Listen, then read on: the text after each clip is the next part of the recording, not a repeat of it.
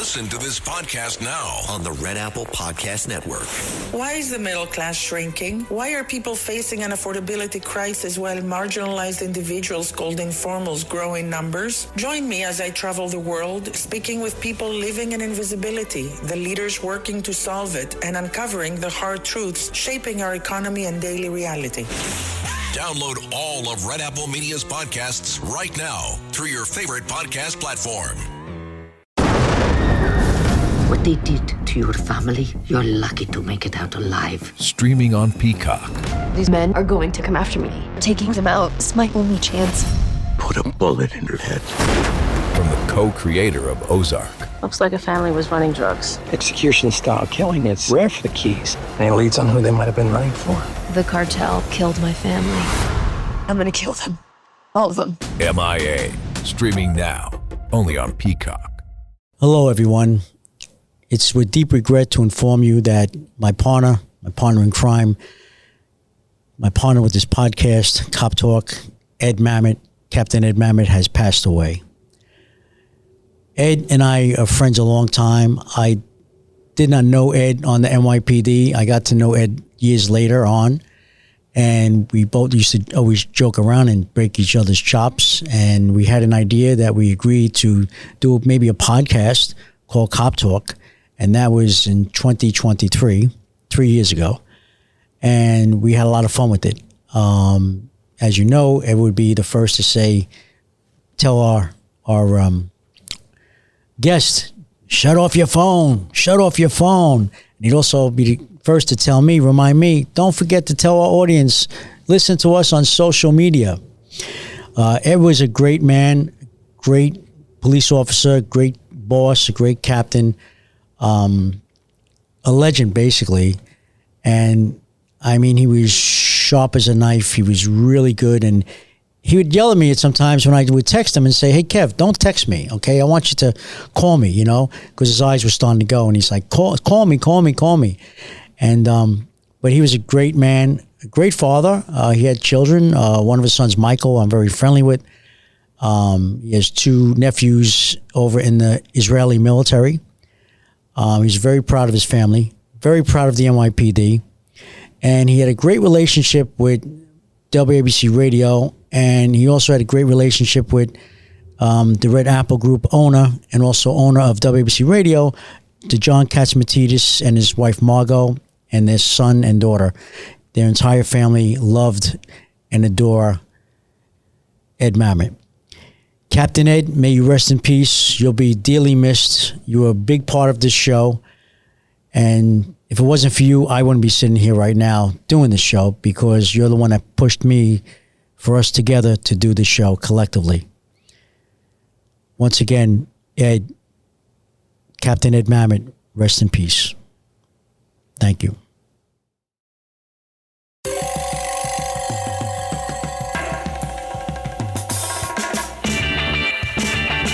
This is Cop Talk, talking crime, cases, and backing the blue.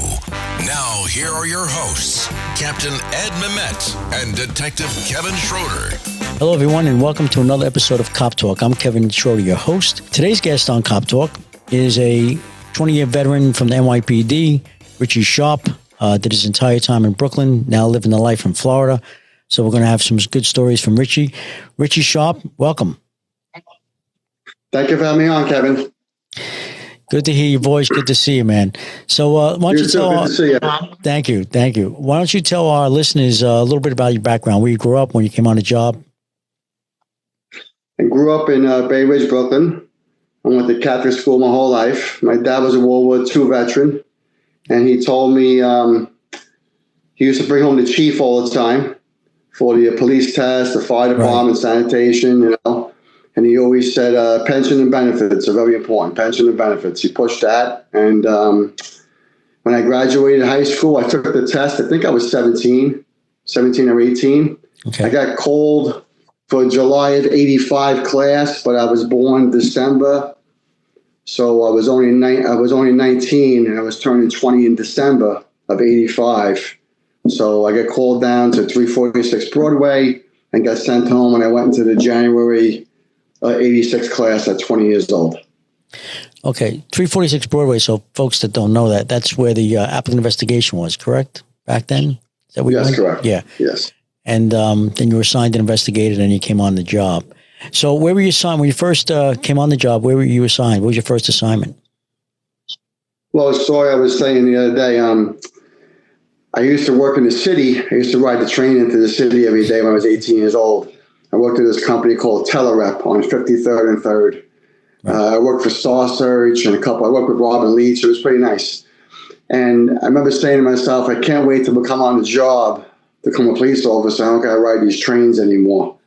And they stuck me with transit. I went to the mini medical and they call your name and they bring you to a different room. And they told me I was selected for transit. So I started in District 34 on Coney Island.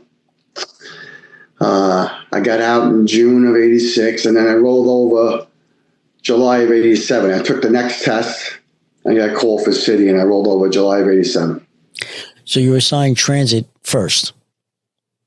Yes, correct. Transit. And I was in Coney Island, District 34. Okay, so what parts of, is it all just Coney Island? What other parts of? I used to ride the train. I was on a thing called TPF, Tactical Patrol Force, I think it stands for, is a TPF. We did 7:30 at night till 4 in the morning. Okay. And we used to take the train from Coney Island, which is called the last stop, and take it into Manhattan. And we had the B, the D, the double R, and the N, I believe, and the F. And you used to have to do that 3 times. You would take the train from Coney Island to Manhattan, Coney Island back to Manhattan, back to Coney Island, back to Manhattan, back to Coney Island. And that would take pretty much a whole tour. So then after transit, you came on the city job, right? As we say, the city job. Yeah. And then where were you assigned then? I got first assigned to NSU 10, and then I got shipped out of NSU 10 to NSU 12, which is Neighborhood Stabilization Unit. Yep. And then I went from this NSU 12, which was in the 7-1 precinct in Crown Heights, to the 7-2 in Sunset Park. So you worked in the 7-2 precinct as a cop? Yes, correct. And what were your assignments there? Just patrol. I did patrol there. I had, I was 22 years old with 2 years on a job, including my transit time. And then I went to the summer detail in Coney Island, went back to the 7-2. And then they started TNT, Tactical Narcotics Team. And most of the heavy commands in Brooklyn South, which was 6-7, 7-0, and 7-1, lost a lot of guys going to TNT. So I got shipped to 6-7 because I was a new guy on the block. Yeah, TNT was big back then. It was big in 88, 89. That's when it started. Yeah. Right. Crack time, cocaine, crack time. Yeah. Yeah. They didn't tell us about that in the academy. They told us nothing in the academy what was going on in the streets. Exactly. So then you worked in Brooklyn, and then now what happened? You retired a little early. You didn't do full 20, right?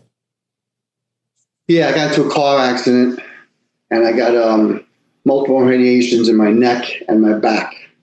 Line of duty? So I retired 6 months premature to my 20th anniversary. Line of duty injury? Line of duty injury, yes. Why don't you tell us, our audience, how that happened? I was working in 105 because I bought a house. I bought a house in Long Island, so I transferred to Queens because the commute was a lot better. And I was driving a boss, and another unit called in 85. He actually went to a call. It was something like out of Silence of the Lambs. The guy answered the door with a machete covered in blood, and he ran back into the house, and they ran in and chased him, and the guy killed the lights in the house. And the cop left his flashlight in the car, so he called in 85, and we were going there, and I got T-boned at an intersection of 225 and the South Conduit. So it's interesting. It sounds like a TV script. You know what I mean? The burglary. Yeah. Machete. Exactly. Cop leaves his, flashlight in the car. Yeah, exactly. It's crazy, Amazing. All right. So you retired, and then you went down Florida? Yeah, I retired in middle of 05, and I sold my house in 06 because the market was really high, and I moved down to Florida. I got here December of 06. So I've been in Florida 20 years. I can't believe it. Wow, 20 years. You should be getting a pension from Florida, being down there 20 years. Yeah. Yeah, exactly. So tell me about Florida. Tell me about the guys down there from the job. Tell me some good stories. Tell our audience some good stories. I reconnected with a friend of mine from Brooklyn South Task Force, because after the 6-7, I went to Brooklyn South Task Force, and I spent almost 6 years there. And I transferred out to Queens in the 105. I was a Queens Marine, And so anyway, I reconnected with a good friend of mine who works for Tunnel for Towers. That's why I have the shirt on today. And I try to do a lot of things for guys down here that need help. NYPD, with some Port St. Lucie cop up in Port St. Lucie I helped recently. Try to get grants. So I get to spend a lot of time with NYPD guys, FBI agents, customs agents.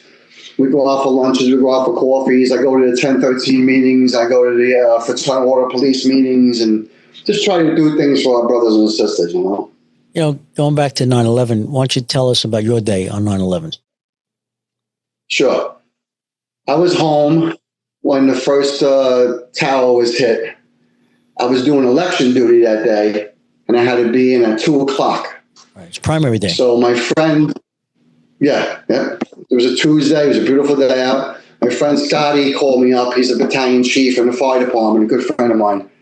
And he's like, have you seen the news? So I put the news on, and the second building got hit while we were on the phone. And he was sharp enough to say to me, he goes, today's 9/11?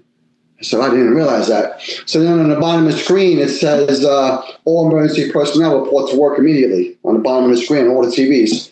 So I just took a shower, went into work. I got into work probably around 12. I remember I got on the Long Island Expressway, and it was shut down. And they had cops from Nassau County at each entrance ramp checking IDs to make sure you were police, fire, or emergency personnel. First responder, right? I was doing like 90 or 100, and people were passing me. It was like being on an Autobahn. It was like hardly any cars on the road. It was only us flying into work. I got on a city bus, which was driven by a cop. We had a city bus assigned to the precinct, like 40 of us, and we got into the city. The buildings were already down. We got there around maybe around 2:30, 3 o'clock in the afternoon. And then we just did the recovery, and I was down there for months after that. Now, most of your time was spent down Ground Zero, or did you go out to Fresh Kill at all, or the morgue?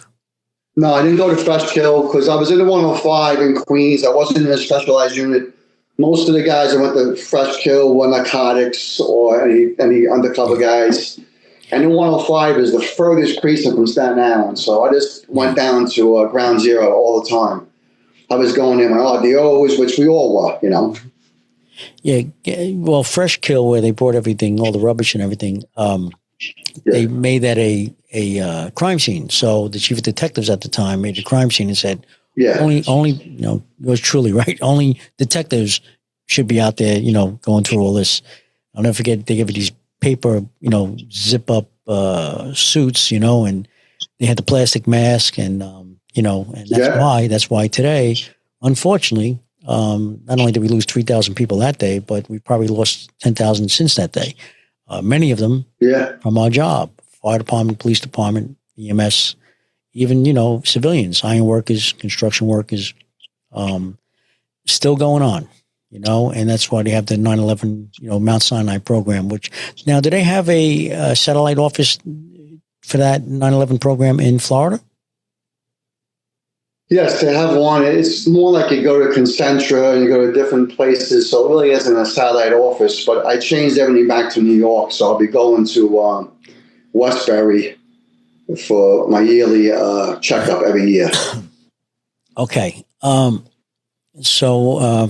right. So getting back to like the FOP and the 1013, do you belong to the 1013 club in Florida? Yes, I do. Yeah, I go to the meetings in Boynton Beach. I think it's every third Thursday. I don't go as much as I should, but a great bunch of guys and great camaraderie, and it's good to see guys you used to work with. You see guys you haven't seen in a long time, and it's nice to reconnect. And being on this job for so long, you feel isolated from the rest of the world. Like you feel like your only friends could be cops. Remember they told us when we came on the job, none of your friends are going to be civilians. All your civilian friends, they're going to be gone. And, 95% of them were gone because you work these crazy hours, you have crazy days off, and you become friends with other cops. And it stays that way when you retire. It's like brothers and sisters, that's what they call your family. Right. I remember when I came on the job, my uncle telling me, you're going to meet a lot of people on this job, guys and girls, who are going to be part of your family for the rest of your life. And it's true. Yes. You still try to stay in touch with your friends you grew up with or went to school with. But I'm sure we still have some friends from back in the day. But pretty much our world really is retired guys and girls from the job because, like you said, the hours we work, who else is off on a Monday and a Tuesday in February? Yeah. You know what I mean? Exactly. When you're young and single, you get your Jersey Shore house, you get your ski house up in Hunter Mountain, until everyone, grows up and gets married and has children. And then sometimes then you still, even to this day, I know I will vacation with some of guys I came on the job with, went through the academy with, just because you just become part of the family, Do you agree? I agree 100%. And me personally, and you're the same way, is I try to drop everything for a guy that comes into town. Like if a friend, like my old partner was in town this weekend, and we were partners in Brooklyn South Task Force, and we went through a lot.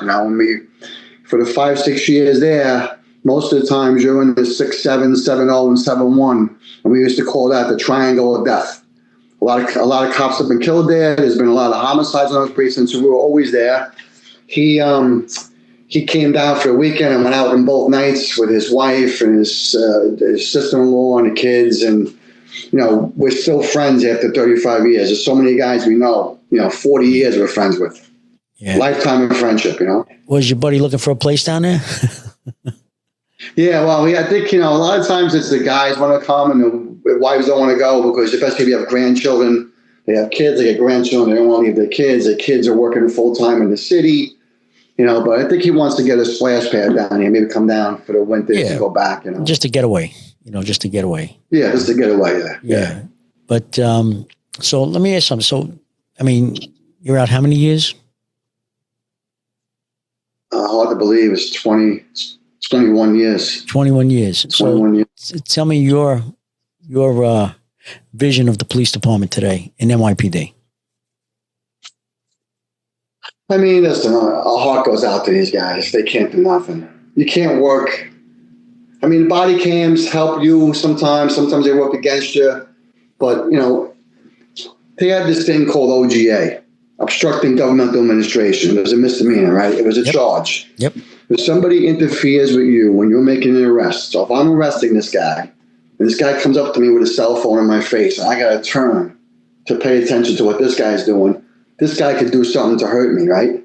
So you're obstructing my job. They should be arrested for it, but they never get arrested. The cell phone's in the face.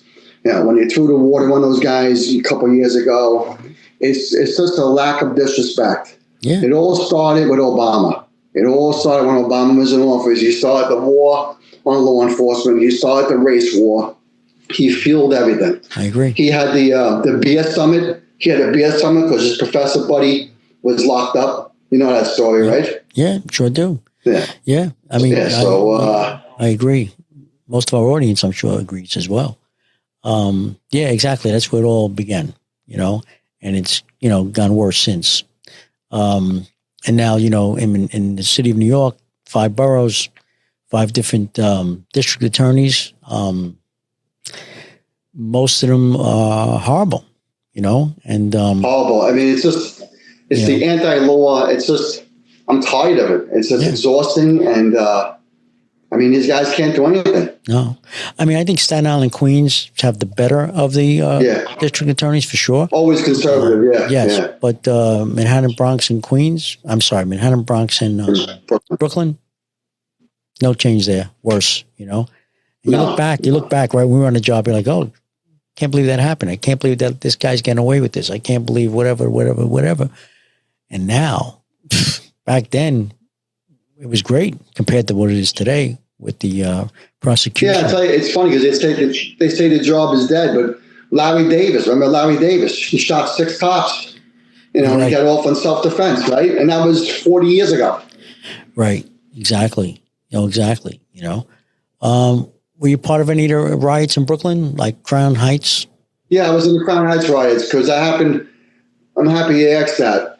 So I was working in BSTF, Brooklyn South Task Force, and we were at McDonald's on 32nd Street and Foreman Parkway, someplace over there, right? Mm-hmm. It's like the 7-2 area, 7-0. And we hear an 85 Fort Worth out of 53 with injuries, which was a car accident in Crown Heights. I'm like, why is this guy calling an 85 on a car accident? So we go up there, and that's what it was. They ran over a Jewish boy and a black boy, and apparently the hot soul ambulance took the Jewish boy away. They said they didn't see the black boy there, whatever, and that started the riot. So I was like the third car there, and we were there for 5 or 6 straight days, and it was in Brooklyn South. It was on the Brooklyn South side, but right on Eastern Parkway in the border. Right. Yeah, no, I remember that Crown Heights real well, too well, Yeah, I was there. It was, and I had, at the time, I had 5 years on the job, 5.5 years. I believe Dinkins was the mayor then, right? And then we had the protest down at City Hall. Dinkins was the mayor. He was the worst. I mean, we had to stand there and watch them turn over cop cars, put them on fire. They were throwing bottles and bricks at us for 3-4 days. And then finally the chief said, okay, you know what? All the big chiefs like, enough is enough because we can't take it anymore. Right. And they took the streets back. But 4 days of them turning over cop cars and burning them. Yeah, horrible. Did you right in front of us. I'm sorry? It was right in front of us. They did it. Yeah. Didn't matter. Did you and the guys down in Florida pay attention to the last mayor's race we had with Mandami's the mayor now, but Curtis was running and Cuomo was running? Yeah. Give me your thoughts on that. Well, it's a Democratic city. Nobody wants to work. Everybody wants handouts. So they're going to vote a Democrat in. And these Democrats that are running, this is my opinion, they don't care about the people. They just care about skimming and taking whatever they can take advantage of these people. Right. That's all it is. They don't care. Hillary Clinton never cared about the neighborhoods. She was just wanting to take money. That's the way I feel. I feel they're corrupt. And I can't believe he got voted in. And now you're seeing what they voted for. The city's horrible. Who wants to live there, Right. It seems like the Democratic Party that, even I was part of, back in the day, when it's pro-union and for the working man. Yeah, I was a Democrat 40 years ago. Yeah. Absolutely. So was Giuliani. So was Trump. I mean, they all were, right? But now it's just a different the Democratic Party is not the party we knew, for sure. And it's sad that the common sense Democrats who are still in that party don't push back against the far left. They let this new crowd, try to take over because they're afraid of not being elected if they go against them. But they should stand up and go against them.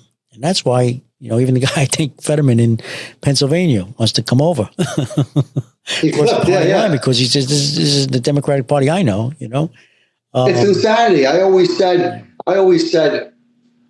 if me and you were hanging out and you voted for Clinton and I voted for Bush, we could still hang out and be friends. It wasn't a big deal. We'd be breaking each other's balls. We'd be joking about it, absolutely. Yeah. Joking around. Now, if I know you voted for Obama or you voted for Joe Biden, I don't want to associate with you. Because to me, the Democratic Party is anti-law enforcement. They're pro-LGBT, which I don't care what you do with your life. Right. Don't ram it down my throat. Neither do I. Right. I'm a Catholic Christian. To me, it's against all my beliefs. So if I have an opinion on it, I'm the bad guy. I don't believe in it. I just don't want it rammed down my throat. And the Democrats push everything. Yeah. They fight for criminals. You got criminals that are 30, 40 arrests out in the street. You see what happened in North Carolina. Now the guy is deemed, schizophrenic. Right. They're all schizophrenic, right? It's only to defend the criminal. I don't believe in it, son.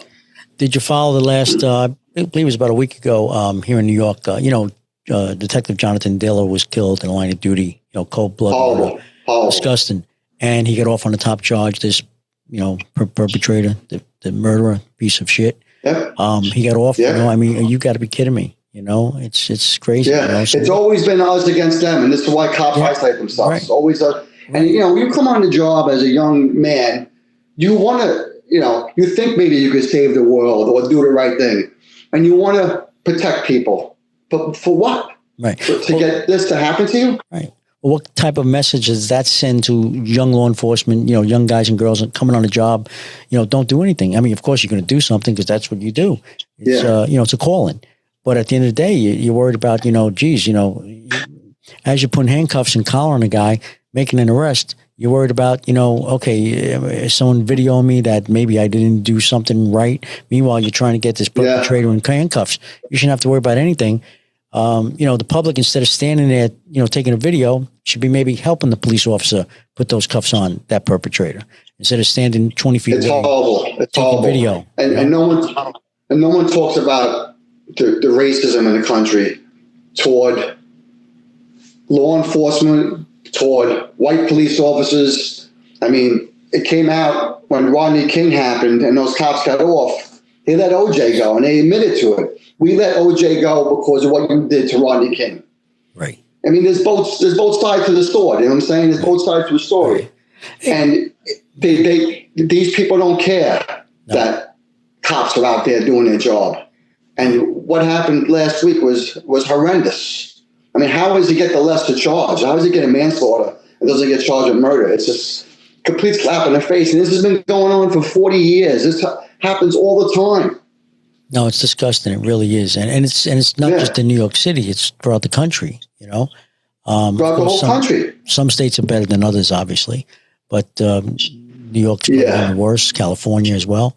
And it's a shame, because, New York City, I grew up like you. I grew up in Manhattan, grew up in the city, love the city, still love the city. My family loves the city. And it's just a shame that to see what's happening to the city.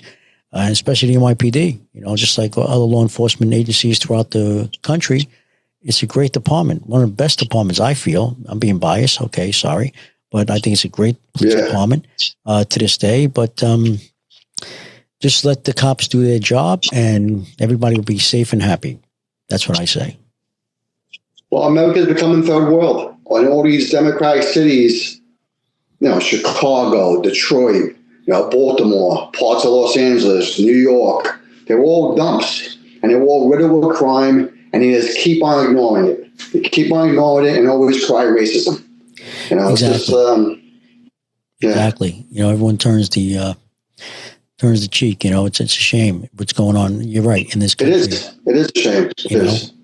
And federal law enforcement, state law enforcement levels, city level, local level. It's a shame what's going on. And I know in New York City, I think I'm a retired detective, so I'm not sure about the PBA with the cops, but I know PBA manpower is down. I know the DEA detectives is down. I think there's like 4,700 active detectives when it should be about almost 7,000. And I think this year, and I could be wrong, but from what I understand, I think maybe, there's like 5,000 guys and girls who could retire. And well, a lot of guys leave. I mean, you had a mass exodus after 9/11 when a lot of guys went to Port Authority. Right. Port Authority, you treated a lot better. Yeah. Well, you're not dealing. You're not going to family disputes. You're not doing car stops, and you're not dealing with guys with guns. I mean, sometimes you get a gun in the bag at the airport, so it's a lot safer, a lot more money, and you're treated like a gentleman or a lady. I mean, back in our day, a lot of guys we knew and girls went from NYPD to say Nassau, Suffolk County, Port Authority, fire department, and maybe one or two went down to Florida, something like that. Now, I think Florida even is offering a signing bonus, like $5,000-$10,000 just to sign to come on. Yeah, $5,000. I know. I saw that from Ron DeSantis. No academy, no nothing. Just because if you have at least 5 years on the job in another police department, come on. We welcome you. Come on down. Yeah. And better quality of life. If not more money, maybe the same money, but it's also cost of living is a little cheaper than New York. And that's why. Yeah, it's definitely a better job down here. But I mean, you got some bad neighborhoods down here. Oh, you do. Too, but I mean, you do. Absolutely. Guys go to Long Island because you're in the suburbs, and you go to Nassau and Suffolk. And the ghettos are not as bad as the ghettos in the 5 boroughs. And you're making twice the money, you know? Well, not only that, but when they make an arrest in Nassau and Suffolk County, they're going to prosecute to the fullest extent. You know, it's not like, you know. And they back their offices. They back their offices. 1,000%. I believe, I was told, I don't know how true it is, that the Manhattan DA's office used to have, maybe still has, a unit that looks at the videotape, you know, the body camera of the police officer, not to build a case to prosecute, make the prosecution case stronger, but to maybe see something there that maybe the cop could have done different, and now let's charge him with something. You know what I mean? Let's turn it around. Of course, you know? yeah. Which is ridiculous. Yeah. They should be viewing those videos to enhance the prosecution, enhance the case. Well, look what Alvin Bragg did to Trump. Look what he did. I mean, come on. 34 felonies for hush money for some woman he connected with in 2006. Right. You know, before he ran for president, he never got charged with nothing. Think about that, right? No, exactly. Very true. Very true. Very true. So, so tell me about some of the clubs you belong to in Florida.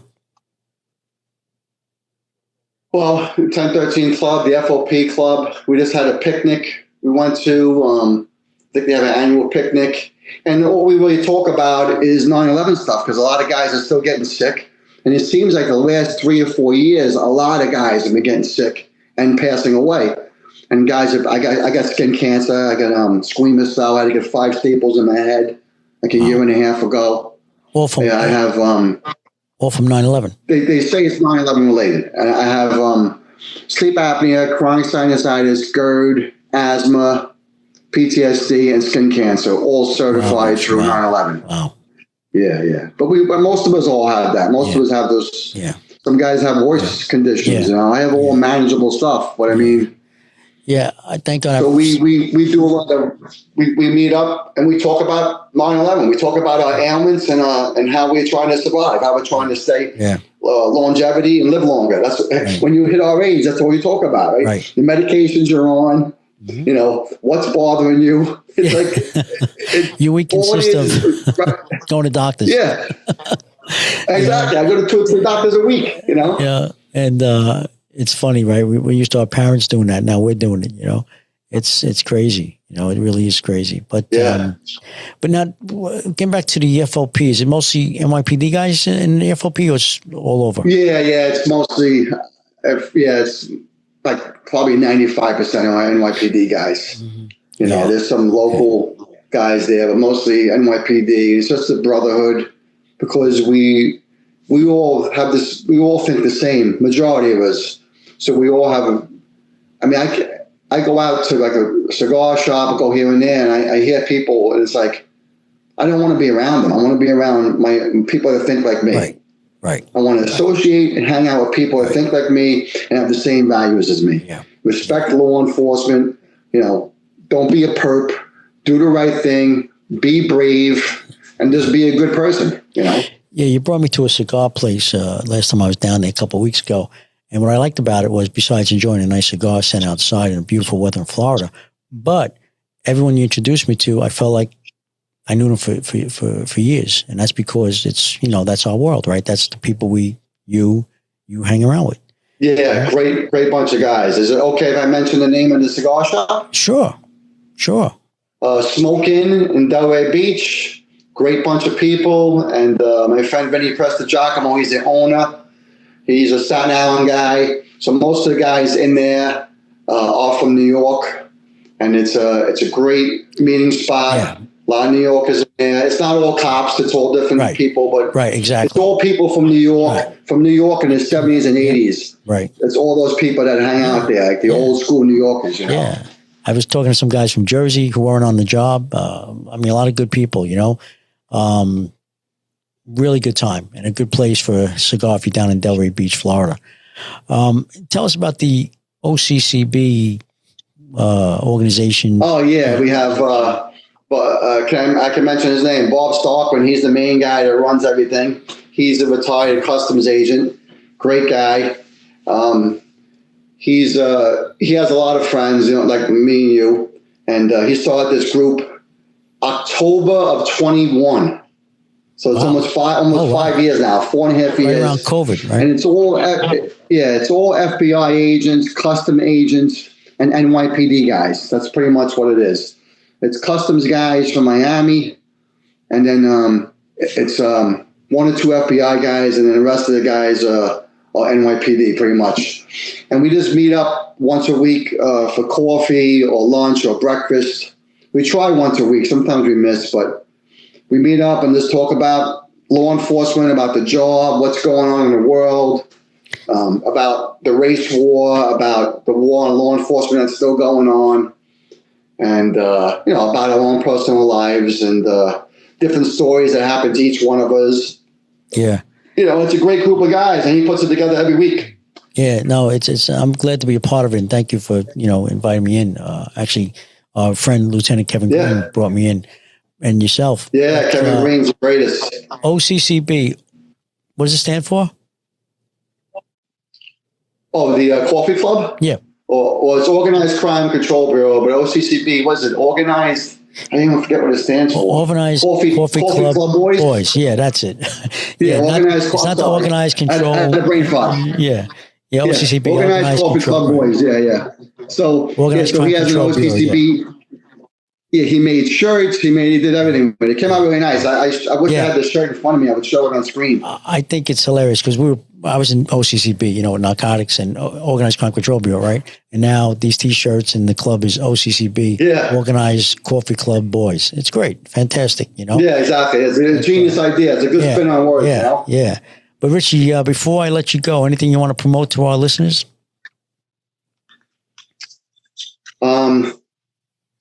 Just be there for law enforcement, and without law enforcement and without the military, this country would be garbage. You got to respect the men who wear the uniform on both sides of law and military. And I feel like we've lost that. I feel like nobody cares anymore, and the good people and the people with values and respect are getting forgotten about. Very true. Very true. Very true. Yeah. Stick with the 9/11 program. I always tell people if you respond to first. Yeah, and if anybody listens, when people listen to this, give them my contact. I'll help them out the best I could. I have a lot of friends that are intertwined with 9/11 and know information about it. Anybody that needs help for Tunnel for Towers, I'll try my best to help them with that. I got a grant for the Port St. Lucie cop, and I got a grant for a friend of mine just passed away that I work with in the task force. So they Tunnel for Towers is amazing, and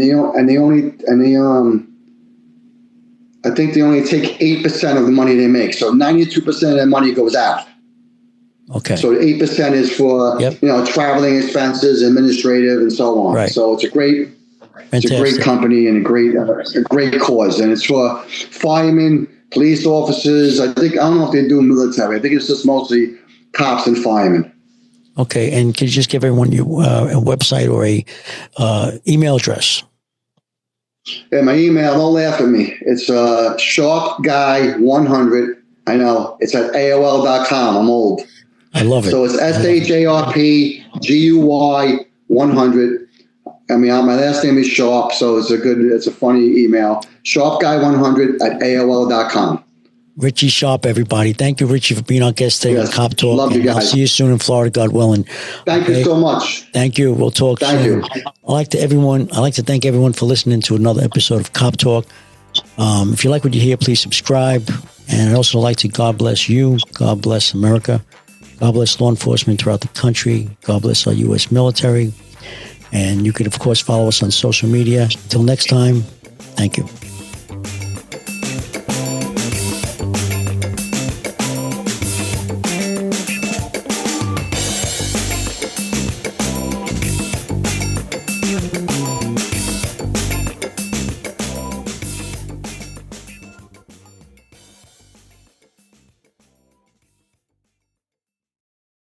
.77 WABC and Bergen Newbridge Medical Center honor the life of legendary broadcaster and our friend, Ernie Anastas. Hi, it's Ernie Anastas. Your thoughts can affect how you feel. Bergen Newbridge Medical Center is the largest hospital in New Jersey, providing comprehensive, equitable, compassionate, and high-quality emergency inpatient and outpatient medical care, plus mental health services and substance use disorder treatment. The Bergen Newbridge team can address your total health needs in one convenient location. Call 201 221-225-7130 for an appointment or newbridgehealth.org.